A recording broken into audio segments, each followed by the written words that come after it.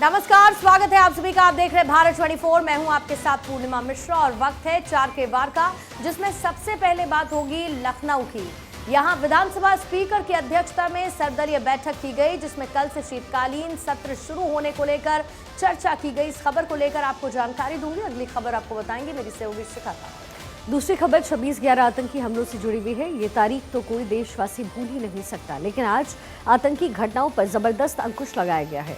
आज न सिर्फ ऐसी कोशिशों का मुंहतोड़ जवाब हम देते हैं, बल्कि ऐसी योजना बनाने की हसरत पालने वालों को ही नेस्तनाबूद कर देते हैं। पूरी डिटेल आगे आपको दूंगी, लेकिन उससे पहले रुक करते हैं प्रिया का। तीसरी खबर इंदौर से जुड़ी हुई है, जहां पर कक्षा 4 में पढ़ने वाले बच्चों ने एक बच्चे पर हमला कर दिया। उसके शरीर पर राउंडर से 105 छेद कर दिए। पुलिस ने मामला दर्ज कर लिया है, जांच शुरू कर दी है।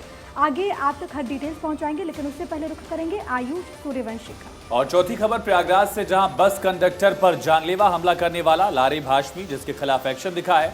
यूपी एटीएस मामले में आतंकी कनेक्शन के एंगल से जांच कर रही है। कल लारिब से पूछताछ के बाद उसका मोबाइल फोन और लैपटॉप जब्त किया गया। क्या एक्शन लिया गया ये बताएंगे आपको, लेकिन उससे पहले एक बड़ी खबर बताएंगे पूर्णिमा मिश्रा। और बड़ी खबर अहम तस्वीरों के साथ उत्तर प्रदेश से खबर है, जहां पर बनारस पहुंचे हैं विदेशी डेलीगेट्स और देव दीपावली का यह कार्यक्रम, जिसका हिस्सा होने वाले हैं विदेशी डेलीगेट्स। एक तरफ जहां पर योगी आदित्यनाथ देव दीपावली के इस खास मौके को लेकर हर एक तैयारी का जायजा उन्होंने लिया, हर एक जानकारी उनके पास है। और ऐसे में जो विदेशी डेलीगेट्स पहुंचे हैं देव दीपावली कार्यक्रम में, वो हिस्सा लेने वाले हैं। 70 से अधिक देशों के ये राजदूत और राजनयिक हैं, जो कि वाराणसी पहुंच चुके हैं। कार्तिक पूर्णिमा का ये मौका, जिस पर देव दीपावली का आयोजन और 70 देशों के राजदूत 60 गंगा घाटों पर जब एक साथ आरती होगी, ये डेलीगेशन गंगा आरती और देव दीपावली का साक्षी बनेगा, क्योंकि वाराणसी पहुंच चुके हैं ये विदेशी डेलीगेट्स, जहां पर देव दीपावली का आयोजन और 70 देशों के राजदूत इसमें शामिल होने वाले हैं। तस्वीरें आप देख रहे हैं किस तरीके से देव दीपावली का ये खास मौका और उसको लेकर लेजर लाइट शो से लेकर तमाम आयोजन, बड़ी बड़ी स्क्रीन्स लगाई गई हैं। और आज का यह खास मौका, जब देव दीपावली का कार्यक्रम होगा और इसका साक्षी बनने के लिए 70 देशों के राजदूत, राजनयिक मौजूद रहेंगे। वाराणसी वो पहुंच चुके हैं। 60 से ज्यादा गंगा घाटों पर इसका आयोजन किया गया है। और अब से कुछ ही दिन पहले शिखा, आप पहुंची थी देव दीपावली का ये भव्य कार्यक्रम, और आज ये खास मौका होगा जब डेलीगेट्स मौजूद होंगे, न सिर्फ गंगा आरती देखेंगे, बल्कि देव दीपावली का ये खास विहंगम दृश्य भी उनकी नजरों के सामने होगा। बिल्कुल, अयोध्या से भी पूर्णिमा, ये तस्वीरें हमने अपने दर्शकों को दिखाई थी। और आज देव दीपावली के मौके पर बनारस के घाटों को सजाया गया है। 70 देशों के राजदूत यहाँ पर शामिल होंगे, जिसमें खुद योगी आदित्यनाथ की मौजूदगी होगी और वो अगुवाई करते हुए नजर आएंगे। और साजो सज्जा का जो दौर है वो यहाँ पर घाटों पर शुरू हो गया है। और जगमग दियों के साथ आज बनारस के ये तमाम घाट जगमगाते हुए नजर आएंगे। देव दीपावली का कार्यक्रम, जिसमें 70 देशों के राजदूत यहाँ पर शामिल होने वाले हैं। उत्तर प्रदेश सरकार की यहाँ भी भव्य तैयारी है। और इससे पहले भी हमने रामनगरी अयोध्या में भी देखा, दिवाली से एक दिन पहले दीपोत्सव के कार्यक्रम में किस तरीके से तकरीबन 21 लाख दिए वहाँ जलाए गए, वहाँ प्रज्वलित किए गए एक साथ। और अब देव दीपावली के मौके पर बनारस के घाटों को सजाया गया है। आदर्श मेरे सहयोगी मेरे साथ इस वक्त जुड़ गए हैं। आदर्श, क्या तस्वीरें मिल रही हैं? क्या तैयारी पूरी हो चुकी है इस वक्त?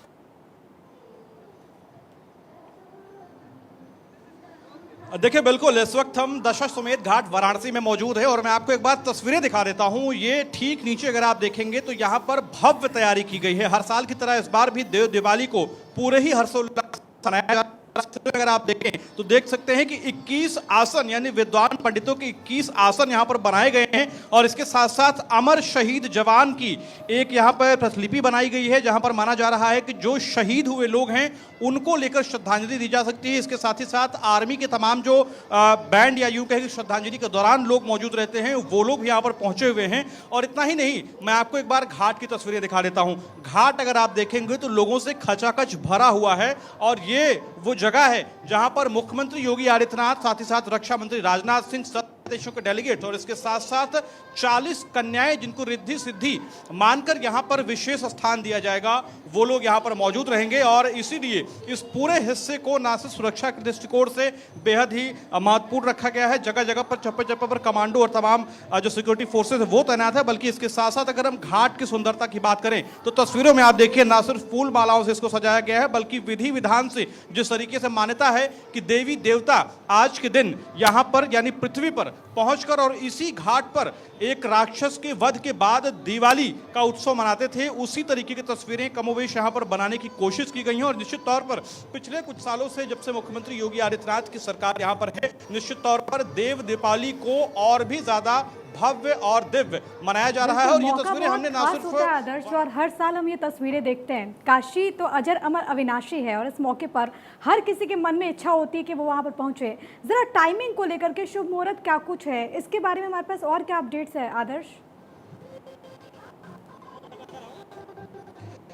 देखिए, निश्चित तौर पर अभी जो जानकारी मिल पाई है उसके मुताबिक करीब 5 बजे मुख्यमंत्री योगी आदित्यनाथ और साथ ही साथ रक्षा मंत्री राजनाथ के साथ जो तमाम वीआईपी मेहमान हैं उनके आने की संभावना है। वो नमो घाट से क्रूज पर बैठकर घाट तक आएंगे, गंगा आरती देखेंगे। इसके साथ साथ माना जा रहा है कि गंगा आरती के बाद कुछ जो वैधानिक कार्यक्रम है वो 7 से 8 के बीच में होने वाला है। और इसी दौरान यहाँ पर तमाम जो वीआईपी और जो रिद्धि सिद्धि कन्याएं मानकर बैठाई जाएंगी यहाँ पर, उनका कार्यक्रम होगा। तो निश्चित तौर पर अभी तक के जो कार्यक्रम की जानकारी है उसके मुताबिक 5 बजे के करीब मुख्यमंत्री योगी आदित्यनाथ, रक्षा 70 देशों के डेलीगेट जो हैं वो इस दीपोत्सव में शामिल होंगे और 8 बजे के करीब। अच्छा, और इसी बीच में आदर्श ये तस्वीरें दिखा देते हैं क्योंकि जो मेहमान हैं, जो विदेशी डेलीगेट्स हैं, उनके पहुंचने का सिलसिला लगातार देखिए जारी है। उनका स्वागत इस वक्त किया जा रहा है। और इसी बीच में ये तस्वीरें देव दीपावली के खास मौके पर इस आयोजन को लेकर इस वक्त आप देख रहे हैं वाराणसी से। लेकिन क्योंकि माहौल चुनावी भी है, तेलंगाना में चुनाव प्रचार जोरों पर है, हिमंता बिस्वा शर्मा इस वक्त वहां पर पहुंचे हैं। लाइव तस्वीरें आपको दिखा देते हैं। లీటర్ 110 రూపాయ ఇక్కడ బీఆర్ఎస్ ప్రభుత్వం ఉన్నది పెట్రోల్ ధరేమో 110 రూపాయలు और असम में खाली 97 रुपीस। అస్సాంలో బీజేపీ ఉన్నది 97 రూపాయలే ఉన్నది। यूपी बीजेपी, ఉత్తరప్రదేశ్ కూడా బీజేపీ ప్రభుత్వం, हरियाणा बीजेपी, హర్యానా కూడా బీజేపీ, उत्तरांचल बीजेपी। ఉత్తరాంచల్ కూడా బీజేపీ। हर स्टेट में पेट्रोल का दाम 97 to 98 रुपीस। ప్రతి రాష్ట్రం ఎక్కడైతే బీజేపీ అధికారం ఉన్నదో అక్కడ 90 నుంచి 98 రూపాయల వరకే ఉన్నది। बीआरएस तेलंगाना 110 रुपया, ఇక్కడనేమో 110 రూపాయలు। राजस्थान कांग्रेस 109 रुपया। కాంగ్రెస్ కూడా రాజస్థాన్ లో ఉన్నది, ఆడ కూడా 110 రూపాయలు। तो आप लोग बोलिए बीजेपी सरकार अच्छा है कि बीआरएस सरकार మరి अच्छा है? తక్కువ ధరకి ఇస్తున్న పెట్రోల్, తక్కువ ధరకి ఇస్తున్న బీజేపీ మంచిదా, లేకపోతే ఈ ఎక్కువ ధరకి ఇస్తున్నటువంటి బీఆర్ఎస్ కాంగ్రెస్ మంచిదా? तेलंगाना में बीआरएस सरकार को हटा के हम लोग बीजेपी सरकार बनाएगा और पेट्रोल आप लोग को 100 रुपया से नीचे हम लोग देने का काम करूंगा। తెలంగాణలో కూడా బీఆర్ఎస్ ను మూలకు పడేసి బీఆర్ఎస్ ను బొందబెట్టి బీజేపీని తీసుకురండి। ఇక్కడ కూడా 100 రూపాయల కన్నా తక్కువ 90 రూపాయల వరకే మీకు పెట్రోల్ ధర। तो चलिए आगे बढ़ते हुए देखिए, कल से उत्तर प्रदेश विधानसभा के शीतकालीन सत्र की शुरुआत हो रही है। सत्र को लेकर के लखनऊ में सर्वदलीय बैठक बुलाई गई, जिसकी अध्यक्षता विधानसभा स्पीकर सतीश महाना ने की। माफ कीजिएगा, आपको बता दें कि इस बार का शीतकालीन सत्र बेहद अहम होने जा रहा है। ऐसा इसलिए क्योंकि शीतकालीन सत्र नए विषयों के तहत संचालित किया जाएगा। नए नियमों के मुताबिक अब विधायक सदन के अंदर मोबाइल कैमरा लेकर नहीं जा पाएंगे।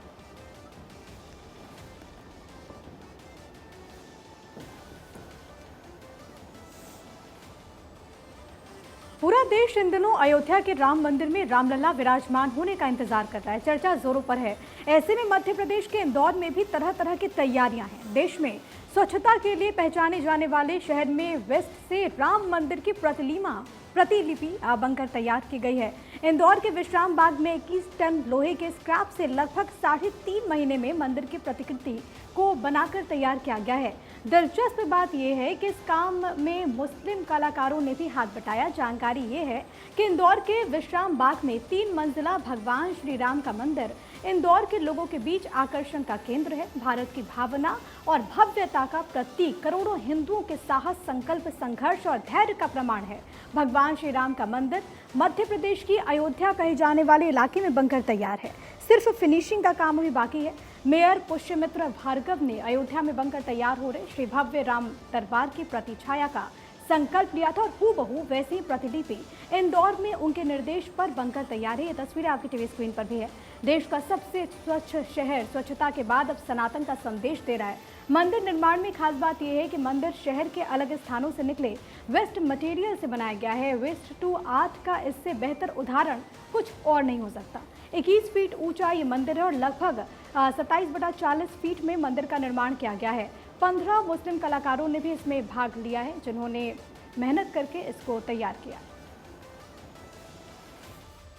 और चौड़ाई में ये 27 फीट का है और लंबाई इसकी 40 फीट के लगभग है। इसमें हमें मुख्यतः सबसे बड़ी समस्या ही साइज़ बनाने में आई है, क्योंकि जिस चीज़ की हम प्रतिकृति बना रहे हैं वो अभी तक बनकर तैयार नहीं थी।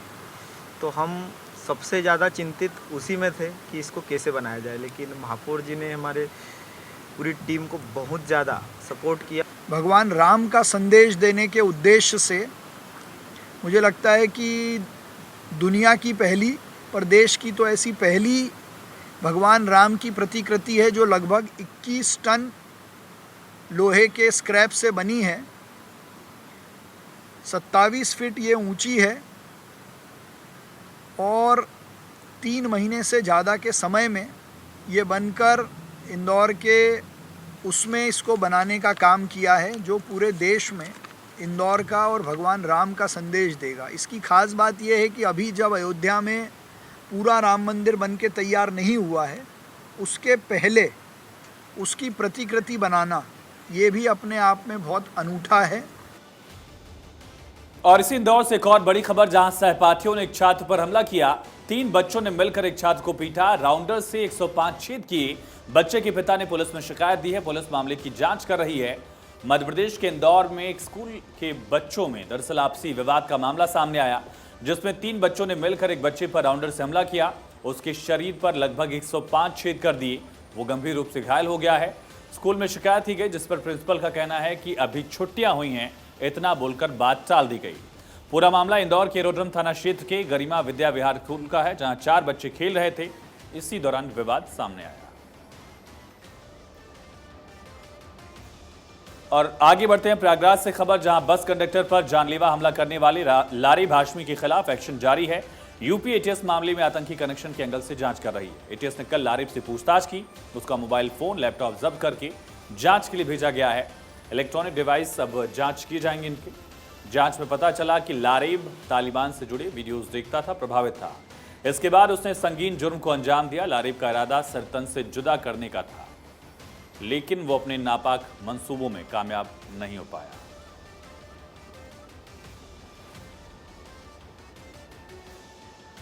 तो आरोपी लारिब हाशमी, जिसने इस वारदात को अंजाम दिया, अपना जुर्म कबूलते हुए क्या कहा, सुनिए।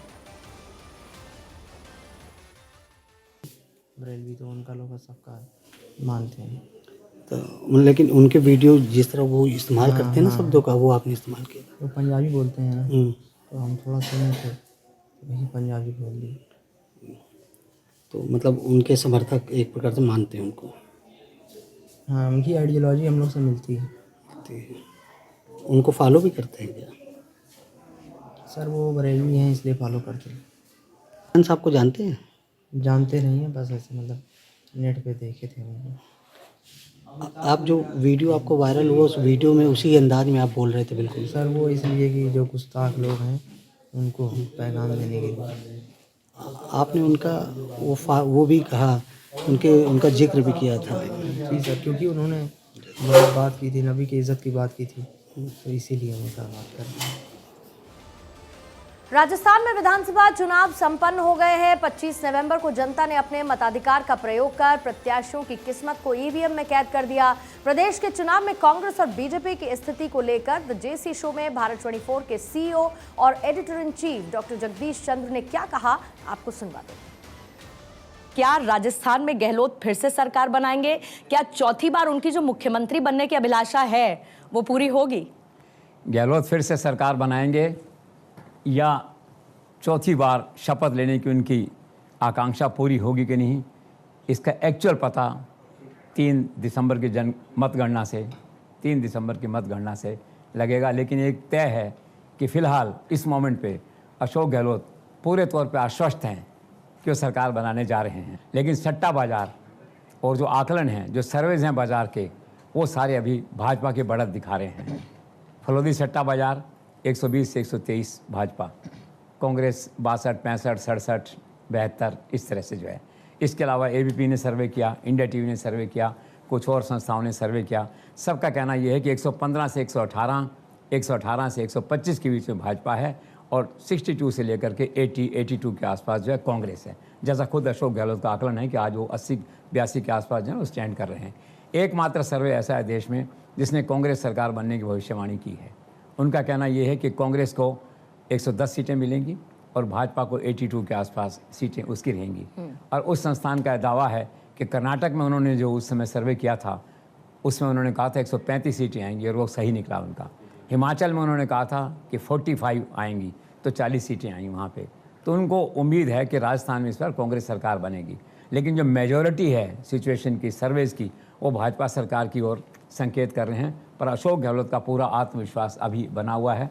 सबसे महत्वपूर्ण बात यह है कि अशोक गहलोत फिर से सरकार बनाएंगे या नहीं, इसका एक महत्वपूर्ण पैरामीटर ये रहेगा कि क्या ये चुनाव विधायकों के चेहरे पे लड़ा जा रहा है या फिर अशोक गहलोत के चेहरे पे। अगर ये विधायकों के चेहरे पे लड़ा जा रहा है तो फिर आप मान लीजिए कुछ भी हो सकता है। कांग्रेस 38 से 40 सीटों पे भी सिमट सकती है। कारण क्या है, विधायकों के प्रति क्षेत्र में भयंकर आक्रोश है। पटवारी से लेकर कलेक्टर तक का ट्रांसफ़र, थानेदार से लेकर एसपी का ट्रांसफ़र, उसमें हस्तक्षेप की शिकायतें, रोज़मर्रा के प्रशासन में हस्तक्षेप की शिकायतें, भ्रष्टाचार की शिकायतें। तो ऐसा कहा जा रहा है कि लोकल जो फील्ड है वहाँ ये जो इस कार्यकाल के दौरान हर विधायक जो रीजनल चीफ मिनिस्टर बन गया था, क्षेत्रीय मुख्यमंत्री की तरह व्यवहार कर रहा था। इवन मुख्यमंत्री खुद मजबूर थे, वो खुद भी स्वीकार करते थे गलत हो रहा है, लेकिन क्या करो, राजनीतिक मजबूरियाँ थी। मजबूरियाँ 2 थी बड़ी। एक तो मजबूरी उसमें ये थी पायलट कैंप की ओर लोग चले नहीं जाएं, उनको बांध के रखना है, सारे काम करो, उनको मना के रखो, उनकी मनवार करो। दूसरी मजबूरी थी चुनाव के लिए पैसा एआईसीसी हर मुख्यमंत्री को भेजना होता है, वो भेजना था। तो ये दोनों कारणों से क्या हुआ, शासन पंगु हुआ फील्ड के अंदर, जिसे कहते हैं।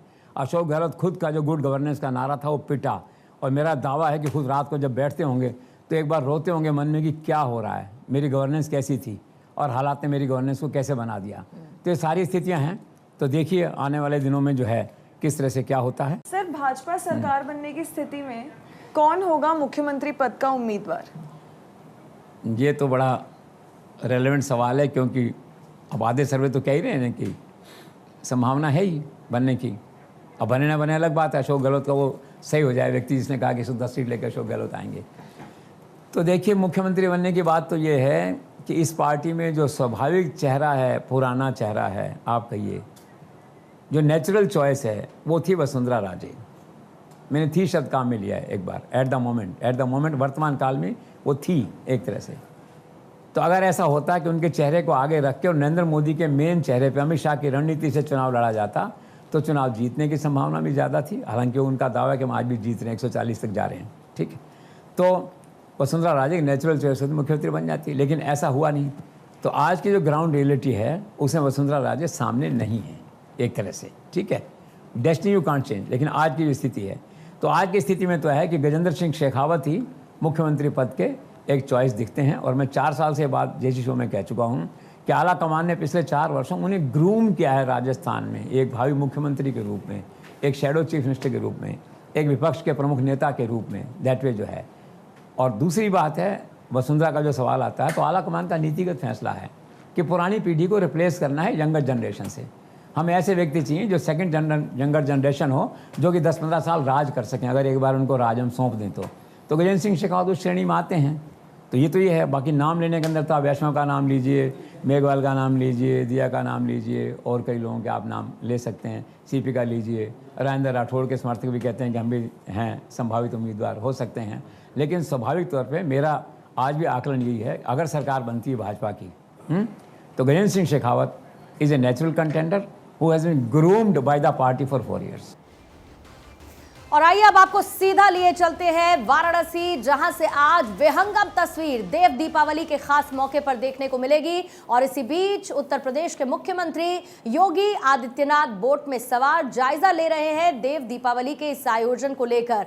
हर एक घाट सजकर तैयार है। देव दीपावली का ये आयोजन होना है जिसमें विदेशी डेलीगेट्स इसका हिस्सा बनने वाले हैं। विदेशी डेलीगेट्स भी लगातार पहुंच रहे हैं। इसके साथ ही कन्याएं वहां पर मौजूद होंगी और बहुत सारे लोग हर्षोल्लास के साथ देव दीपावली का साक्षी बनने के लिए घाटों पर बड़ी संख्या में इस वक्त मौजूद हैं। योगी आदित्यनाथ इस वक्त आपको नजर आ रहा है बोट के जरिए मुआयना करते हुए देव दीपावली के इस आयोजन का, और इसके साथ अधिकारी भी बोट में उनके साथ मौजूद हैं जो पूरी जानकारी दे रहे हैं कि आज इस देव दीपावली के आयोजन को किस तरह से कंडक्ट किया जाएगा, क्योंकि विदेशी डेलीगेट्स की मौजूदगी होगी, डिप्लोमेट्स की मौजूदगी होगी। और ऐसे में भारत की संस्कृति, भारत के धर्म को, सनातन को विदेशी लोगों के साथ जोड़ना और उनके सामने उसका ये देव दीपावली का आयोजन एक बड़ा आयोजन होने वाला है, जिसको लेकर लगातार तैयारियां हो रही थी और आज वो खास मौका आ चुका है। देव दीपावली का आयोजन होगा जब घाटों पर दिए जलाए जाएंगे, गंगा आरती के समक्ष गंगा आरती होते हुए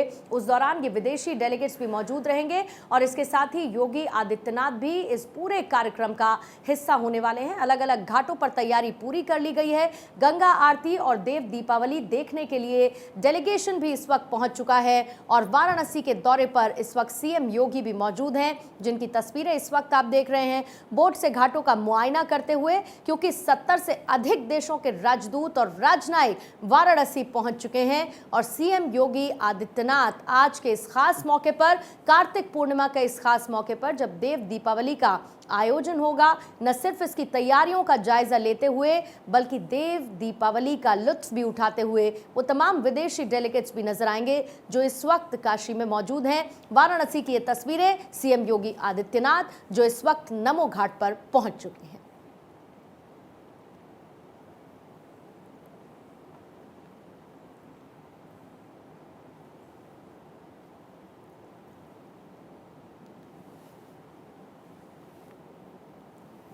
देव दीपावली के मौके पर यहाँ पर बड़ा कार्यक्रम का आयोजन किया जा रहा है। विदेशी डेलीगेट्स की मौजूदगी यहाँ पर होगी और ये तस्वीरें आप देख रहे हैं वाराणसी से, जहाँ सीएम योगी आदित्यनाथ इन घाटों का निरीक्षण करते हुए आपको यहाँ इस बोट में सवार नजर आ रहे हैं। यहाँ आज देव दीपावली मनाई जा रही है जिसमें विदेशी मेहमान शिरकत करते हुए नजर आएंगे। हेलीपैड पर उनका स्वागत किया गया, एयरपोर्ट पर उनका स्वागत हुआ और शाम में आज इस कार्यक्रम को रखा गया है। हर साल की तरह इस साल भी बनारस के इन घाटों को सजाया जा रहा है और यहाँ पर देव दीपावली मनाई जाएगी। यहाँ सीएम योगी आदित्यनाथ की तस्वीर आप देख रहे हैं जो बोट के जरिए निरीक्षण करते हुए इन तमाम घाटों का जायजा लेते हुए आपको इन तस्वीरों में नजर आएंगे। वाराणसी से ये तस्वीरें आपके टीवी स्क्रीन पर और हर एक घाट को बहुत खूबसूरती के साथ सजाया गया है।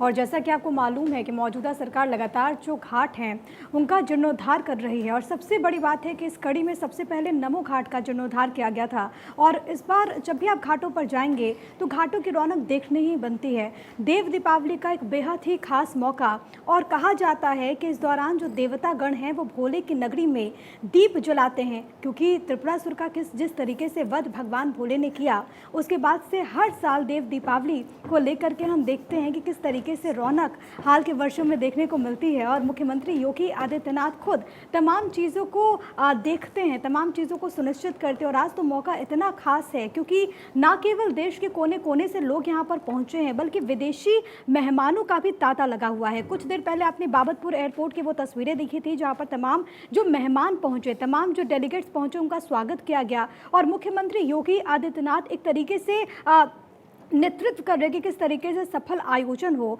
और इसी कड़ी में घाटों का निरीक्षण करते हुए यूपी के मुख्यमंत्री योगी आदित्यनाथ